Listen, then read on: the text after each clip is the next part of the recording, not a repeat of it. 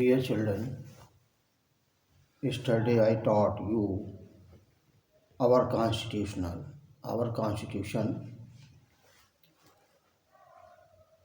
In this lesson, to prepare the test,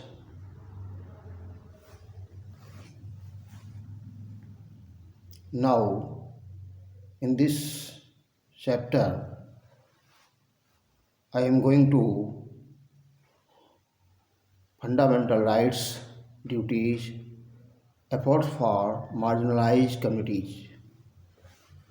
I taught you this lesson. First, fundamental rights.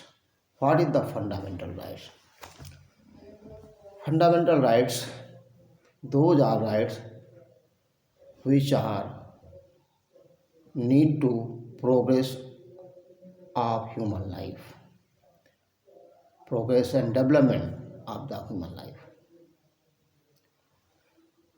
According to book,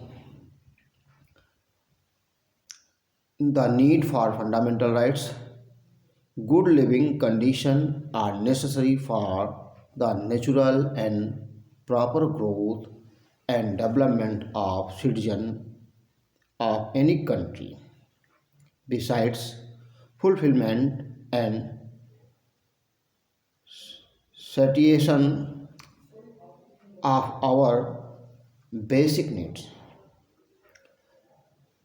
We also need opportunities for self development. Therefore, some basic rights, privileges must be given to people to make their life meaningful. These are also essential for the successful working of a democracy. The UN Declaration of Human Rights also affirms that all human beings are born free and equal in dignity and rights.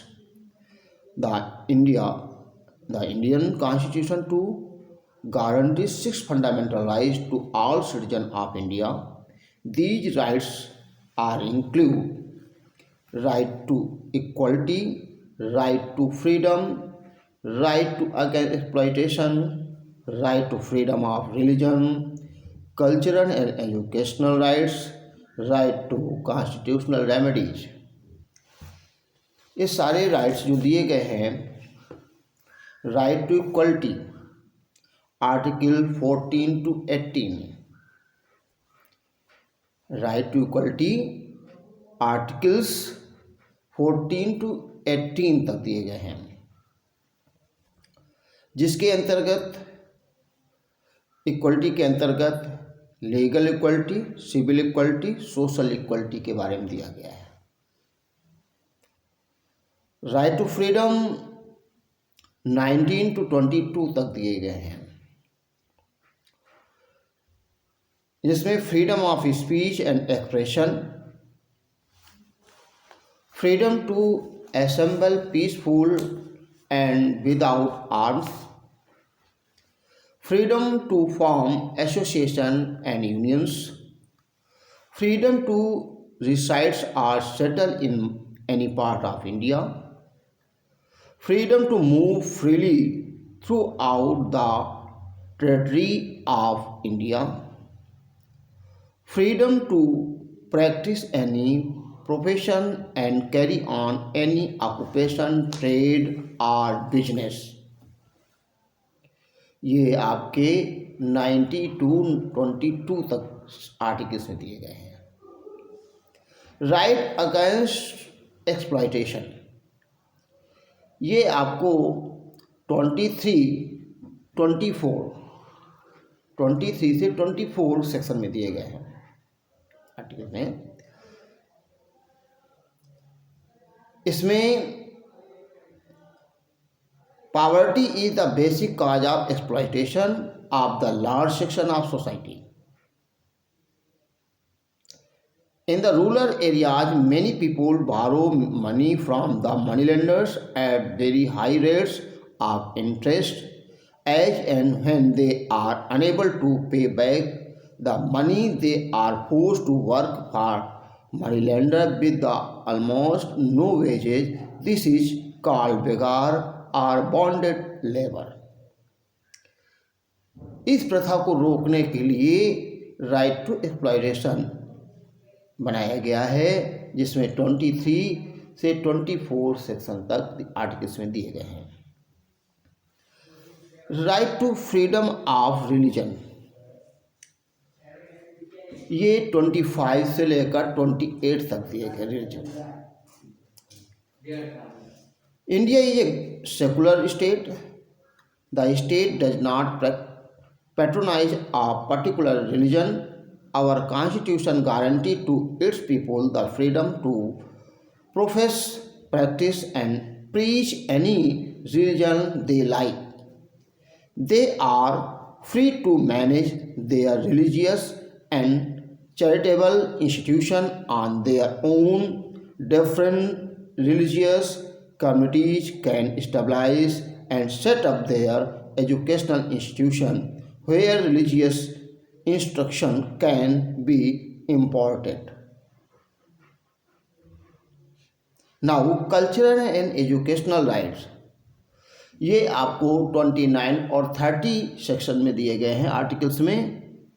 Cultural and educational rights में 29 and 30 articles में क्या है? In India, people speak different language, follow different tradition, way of living and culture. The Constitution provides full freedom to people to develop their regional language, script and literature. Vernacular school and college may be established throughout India. The state provides financial aid to such institutions without any discrimination. The government also sponsors programs for encouraging the cultural activities of various communities. Now, right to constitutional remedies, ये आपका article 32 में दिया गया है।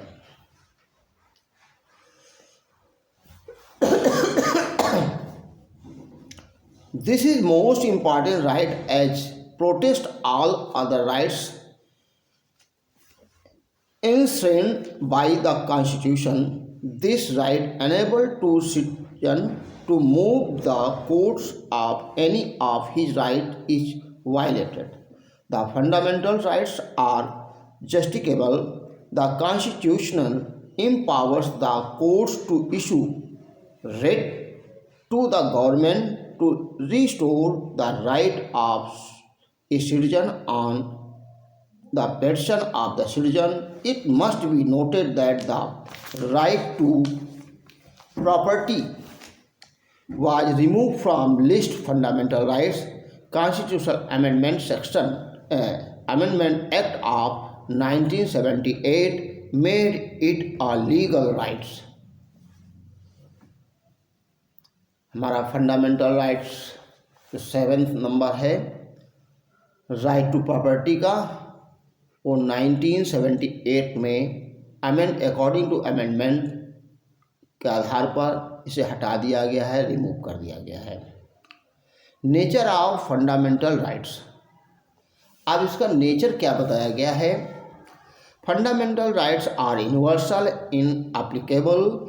They are guaranteed to all the citizens without any discrimination on the basis of caste, color, creed, sex, and religion. Fundamental rights are justiciable. If these rights are violated, the citizen may move the Supreme Court or High Court. Fundamental rights are not absolute and final. Every right is restricted by certain limitation in the large interest of the society. Some of the rights, like the right to freedom, may be suspended temporarily during the time of emergency, danger of war or internal disturbance. There are certain laws which limit some of these rights in public interest, the Maintenance of Internal Security Act, MISA, Defense of Indian Rules, DIR, National Security Act, Preventive Detention Act, PDA, etc. exist in order to safeguard the interest of the nation and breach these rights to a great extent. Thanks. Now, fundamental duties. What is the fundamental duties? Fundamental duties, rights and duties to go hand in hand. A democratic system cannot be successful unless there is balance between the rights and the duties of citizens. The government is the custodian of the rights of the citizen. On the other hand, the citizen must perform their duties. The original constitution of the India did not include the fundamental duties of the citizen. These were added to the constitution by 22 amendment in 1976. The constitution lays down 10 fundamental duties as follows. Now 11 duties. First, the citizen of India should be respect the constitution, its deal and institution, the national flag and the national anthem. Second, people should cherish and follow the noble ideals which inspired our national struggle for freedom. Third, all citizens must uphold and protect the sovereignty, unity, and integrity of India. Fourth, citizens are expected to defend the country and render national service at the time of need. Fifth, it is the noble duty of all citizens to promote harmony and a spirit of brotherhood amongst all the people of India. 6. It is the duty of every citizen to value and preserve the rich heritage of our composite culture. Citizens should be protect and improve the natural environment, including the forest, lake, rivers, and wildlife, and have compassion for all living creatures. 8 number, all citizens should develop scientific temper, humanism, and spirit of the inquiry and reform. All citizens should be safeguard public property and avoid violence as a political weapon. 10. They should strive towards excellence in all spheres of individual and collective activities so that the national constantly rise to higher level of endeavor and achievement. Who is a parent or guardian to provide opportunities for education to his child, or as the case may be, ward between the age of 6 and 14 years. Fundamental duties have been incorporated in the Constitution to make the citizen patriotic and to promote the idea of harmony and to strengthen the nation.